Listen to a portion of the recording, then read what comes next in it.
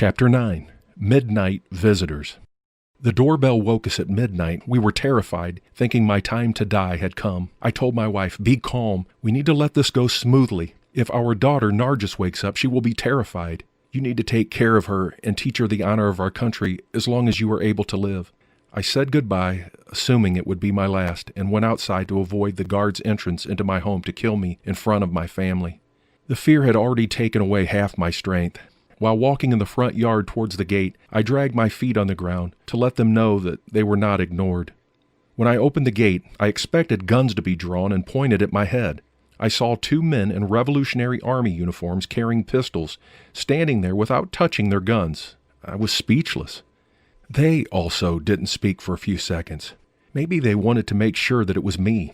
However, they then began talking quietly. "Please do not be afraid. We are your friends, R and A. We had no choice but to come late at night. We do not want anyone to see us or know we are with you." I was shocked, still unable to speak. I saw that, indeed, they were my precious old friends who had previously helped me in a crisis. For their safety, I'm unable to reveal the details of the crisis. I had not seen them for several years due to my separation from the Islamic Republican Party, which they continued to serve.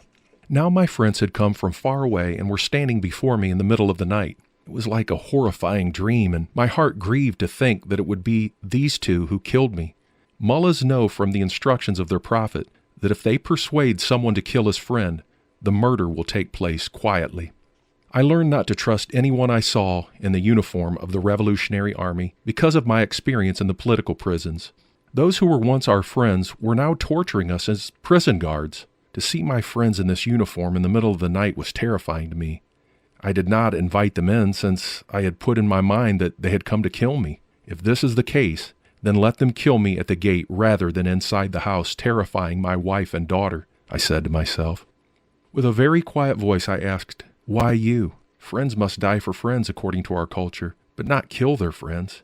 They looked to each other, and then one said, "Are you going to let us in or not? We are still your friends. We cannot talk to you at the gate." I respected them so much for what they had done for me in the time of the Shah. I said to myself, since they are insisting to come in, I should not allow the fear of my death to prevent my respect for them.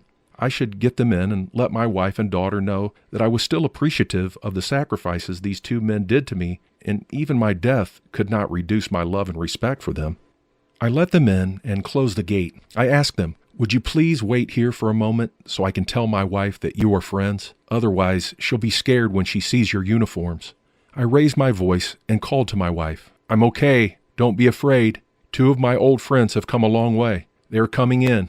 We need to look after them." I asked my friends to sit a while, offering them food and drink. In the meantime, my wife joined us. "We do not have time to stay," they said. "We need to leave your house as soon as possible and go back the same way we have come. We will not be able to see each other again. We need to explain now." As I sat, one of my friends told me of a plan that answered the questions that had been plaguing me since my release.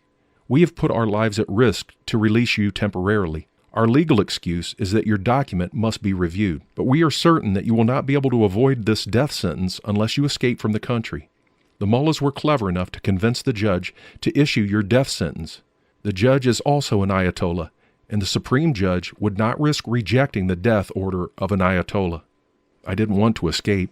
The president had escaped, and many of his followers and colleagues, including myself, had criticized him for being a coward. I said, "Look, I prefer to die in Iran than to escape." They appealed to my wife. "You need to encourage your husband to leave the country. If he doesn't leave, he is putting you, your daughter, and us in jeopardy." This matter-of-fact pronouncement preceded my friend's exit.